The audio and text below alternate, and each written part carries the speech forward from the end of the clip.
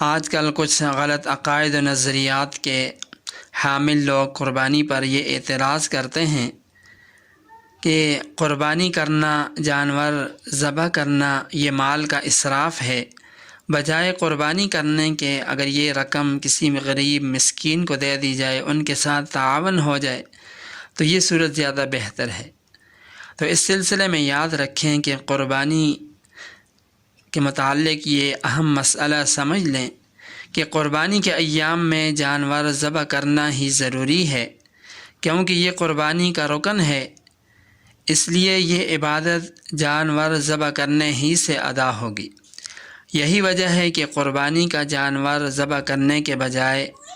جانور یا اس کی قیمت صدقہ کرنا ہرگز جائز نہیں، حتیٰ کہ اگر کسی صاحب نصاب شخص نے قربانی کے ان ایام میں قربانی نہیں کی، یہاں تک کہ 12 ذی الحج کے سورج غروب ہو گیا، یعنی قربانی کے 3 ایام ختم ہو گئے، تو ایسی صورت میں اب درمیانے درجے کے بکرے یا دمبے کی قیمت صدقہ کرنا ضروری ہے۔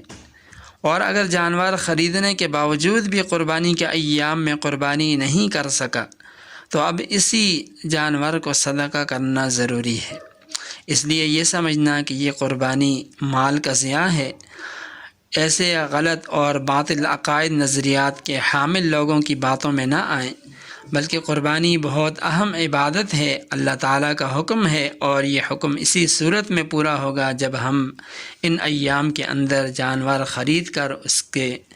گردن پر چھری ہی چلائیں، اسے ذبح ہی کریں۔